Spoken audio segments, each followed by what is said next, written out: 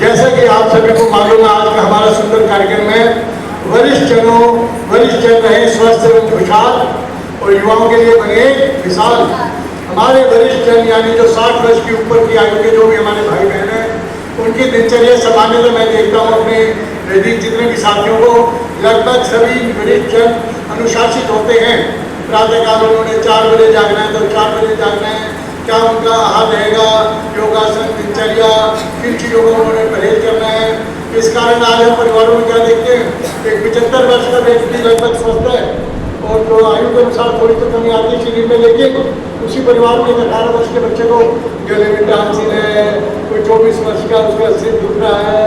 इसका कारण ये नहीं उन बच्चों को भी दोष है, या तो उनको उचित मार्गदर्शन नहीं मिला, या आज के समय में हम देखते हैं हमारे पानी, खुराक, खाने पीने की सब्जियां, फल, लगभग ये सभी चीज़ें कैसी बन गई हैं, यानी कृत्रिम तौर पर इनको पकाया जाता है और इनमें कितने इनको जल्दी इनमें ज़्यादा इनका फल हो, ज़्यादा इनकी संख्या हो, उसके लिए तरह तरह के इंजेक्शन लगा के इन्हें विषैला बना दिया जाता है। इसके लिए कौन जिम्मेवार है? इसके लिए हमारा समाज ही है। कोई बाहर से किसी और अन्य ग्रह से कोई मोटे हल्ले नहीं आया। हमारे ही समाज में कुछ लालची लोग अपनी लालच के वश होकर क्या करते हैं, इन चीज़ों में मिलावट करते हैं, जिसके कारण आने वाला हमारा देश का भविष्य खतरे में पड़ रहा है। एक छोटी सी बात बताऊंगा आप सभी को, उसका आप सभी उससे अपने आप एक प्रेरणा लेंगे। जापान के एक व्यक्ति का वीडियो आज बहुत ज़्यादा वायरल हो रहा है, जिसको कई करोड़ जो उसको मिल चुके हैं उसको। उसमें क्या दिखाया कि इंडिया से एक व्यक्ति 20 वर्ष पहले जापान में गया, उसके पिता ने फैक्ट्री लगाई, वहाँ उन्होंने बड़ा अपना काम संभाला।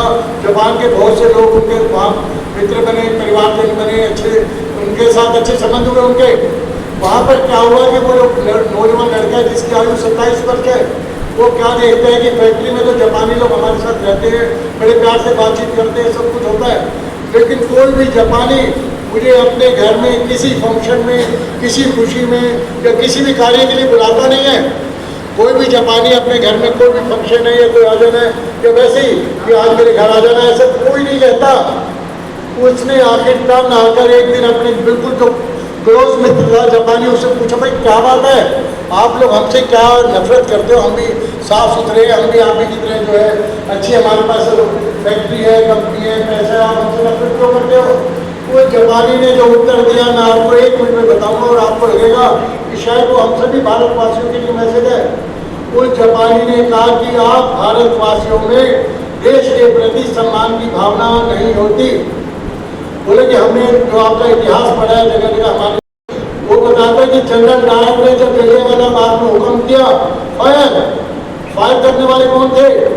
हमारे हिंदू साथी थे, जो 300 सैनिक थे वो हमारे हिंदू थे।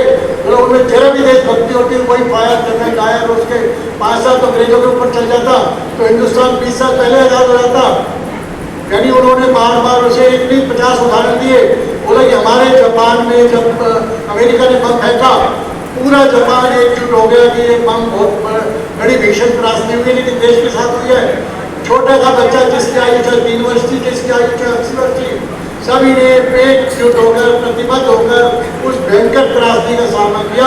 और आज अब आप हम क्या देख रहे हैं, वही जापान टेक्नोलॉजी में पूरे विश्व में नंबर 1 के स्थान पर है। हिंदुस्तान में उसने बताया कि व्यक्तिगत पैसा है, अडानी के पास पता नहीं कितने लाख करोड़ है, अंबानी के पास पता नहीं कितने लाख करोड़ है, लक्ष्मी मित्तल के पास पता नहीं कितने लाख करोड़ है, और हमारा हिंदुस्तान कितने कर्जे में डूबा पता है आपको?